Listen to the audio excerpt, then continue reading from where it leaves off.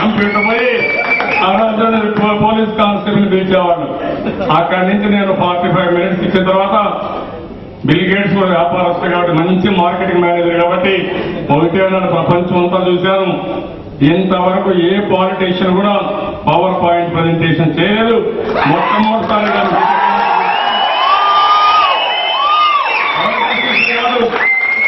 ఒక విధంగా చెప్పాలంటే ప్రొఫెషనల్స్ కూడా చేయలేకపోయారని చెప్పి నాకు ఒకటే చెప్పాడు, ఏం కావాలని అడిగాడు.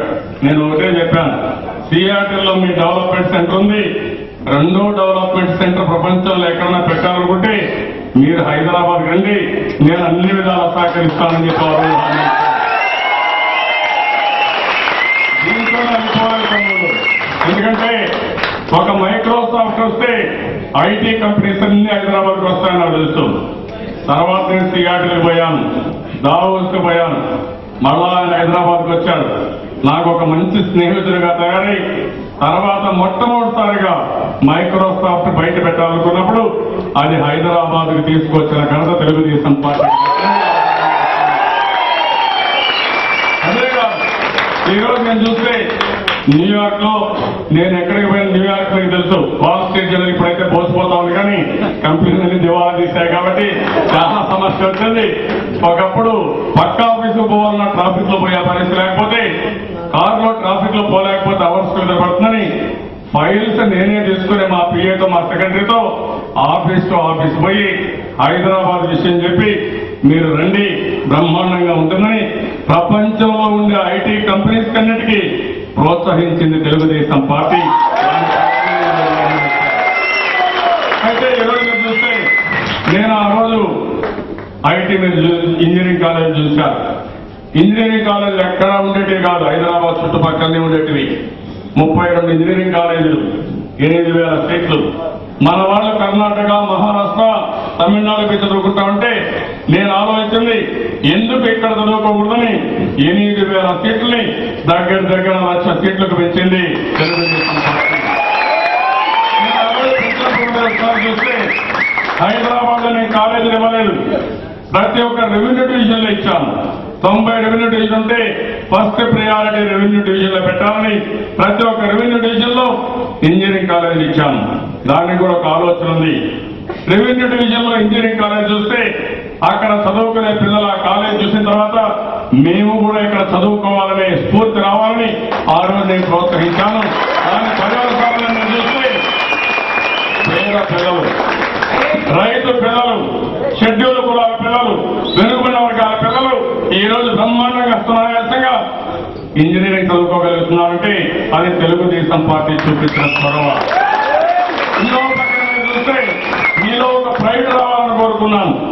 ప్రతి ఒక్క తమ్ముడిని, డబ్బులుండే తమ్ముళ్లే కాదు, డబ్బులు లేని పిల్లల్ని చదివించాలని ఎక్కడ కూడా మీరు ఒకసారి చూస్తే ఈ పేదరికం లేకుండా పోవాలంటే బాగా చదువు ప్రాధాన్యత ఇవ్వాలని ప్రతి ఒక్క కిలోమీటర్కి ఎలిమెంటరీ స్కూల్ పెట్టాను.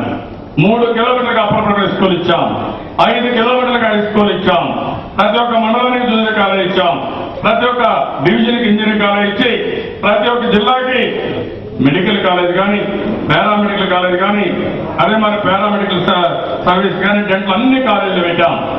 నేను ఆ రోజు ఒకటే ఆలోచించాను, చదువుకోవాలన్న ఆలోచన ఉండే ప్రతి ఒక్క తమ్ముడు ఏం చదువుకోవాలన్నా చదువుకునే వసతి కల్పించాలని దృఢ సంకల్పంతో తెలుగుదేశం మాట్లాడాను, పోరాడాను. కొంతమంది పిల్లలైతే ఇంట్లో పేరెంట్స్ తో డిఫరై మేము పొలాల్లో పనిచేయం, బంకుల్లో పనిచేయమని నేరుగా నా దగ్గరికి వచ్చి నన్ను చదివించమని కోరానంటే ఆ స్ఫూర్తిని చేపట్టింది తెలుగుదేశం పార్టీ. ఆ విధంగా చదువు ప్రాధాన్యత ఇచ్చాను. ఈరోజు ఐఎస్పీ వచ్చిందంటే దానికి కూడా ఒక చరిత్ర ఉంది. మీరందరూ మీ పక్కనే ఐఎస్పీ ఉంది. చాలా మంది ఎన్టీ రామారావు గారు వచ్చిన తర్వాతనే తెలుగు వారి ఆత్మగౌరవాన్ని, తెలుగు జాతి ఉంటుందని ప్రపంచం మొత్తం చాటి చెప్పింది ఎన్టీ రామారావు గారు చెప్పారు. అయితే నేను వచ్చిన తర్వాత ఒక ఆత్మగౌరవమే కాదు, ఆత్మవిశ్వాసంతో ముందుకు పోవాలని ఆ ఆత్మవిశ్వాసాన్ని ప్రబోధించింది, నేను ప్రబోధించాను. నాకెంతో ఆనందం. ఈ రోజు కొన్ని కుక్కీలు ముందంజలో ఉన్నారు. భారతీయులందరికంటే తెలుగు జాతి ముందుంది, ఇది గర్వకారణం. నేను ఒకటే చెప్పాను, ప్రపంచంలో ఈరోజు చూస్తే జూయిస్టులు ఉన్నారు, అందరికంటే ముందున్నారు. వాళ్ళకంటే ఒక రోజులో 5 ఏళ్ల 10 ఏళ్ల ఒక లక్ష్యంగా పెట్టుకోండి, వాళ్ళకంటే మీరు ముందుండాలని తెలుగు జాతిని కోరాను, యువతను కోరాను. నాకు ఒక నమ్మకం ఉంది, తప్పకుండా సాధించి తీరుతాం. ఒకప్పుడు మీరు చూశారు ఐఐటి ఆంధ్రప్రదేశ్ నుంచి 2% 3% వచ్చేది. ఈ రోజు గర్వంగా చెప్పగలుగుతున్నాను, 20% ఐఐటిలో సీట్లు తెలుగు వారికి వస్తున్నారంటే ఆ రోజు నేను ఒకటే చెప్పాను, ప్రతిభ అవార్డు పెట్టాను, మెరిట్ స్కాలర్షిప్లు పెట్టాం. ఎవరైతే బాగా చదువుకున్న వారికి తల్లి పైన తండ్రి పైన ఆధారపడకుండా మీకు గవర్నమెంట్ అన్ని ఖర్చులు పెట్టి చదివిస్తామని చెప్పి ప్రోత్సహించాం. అది బాగా పనిచేసింది. ఈ రోజు ఇవన్నీ చేస్తామంటే నేను ఒక పద్ధతి ప్రకారం ఈ రోజు ఇంటర్నేషనల్ ఎయిర్పోర్ట్ వచ్చినా, బయోటెక్నాలజీ పార్క్ వచ్చినా, హైదరాబాద్ రోడ్డు పైన మీ ఆరోగ్యం బాగుండడానికి ఎక్కువ గ్రీనరీ పెట్టినా, లేకుంటే క్లీన్నెస్ మెయింటైన్ చేసినా, ఏ పనిలో కూడా తెలుగుదేశం పార్టీ ముద్ర ఉంది. ఇది వాస్తవం అని చెప్పి కూడా నేను మీ అందరికీ చేస్తున్నాను. ఇదిగా మొట్టమొదటిసారి వచ్చింది. ఇంకో పక్కన మీరు చూస్తే పేద మహిళల్ని, ఎవరైతే డాక్టర్ సంఘాలుగా చదువుకున్న వారిని, నిరుపేదల్ని మెంబర్లుగా చేర్చాం. వారికి నేను రివాల్వింగ్ ఫండ్ ఇచ్చాను, వంట గ్యాస్ ఇచ్చాం, అన్ని పనులు ఇచ్చాం, వాళ్ళని మోటివేట్ చేశాం. నా ఆలోచన ఒకటే ఉండేది, పేదరికం పోవాలంటే ప్రతి ఒక్క పేద కుటుంబంలో ఒక మహిళ డాక్టర్ సంఘాల్లో మెంబర్ కావాలి, వాళ్ళు అభివృద్ధి చేయాలి, పేదరికం లేని సమాజం చేయాలని ఆ రోజు నేను విత్తనం నాటితే ఈ రోజు చెట్టై పళ్ళు వేస్తా ఉంటే ఈ కాంగ్రెస్ నాయకులు ఏదో సాధించినట్టు మాట్లాడుతున్నారు.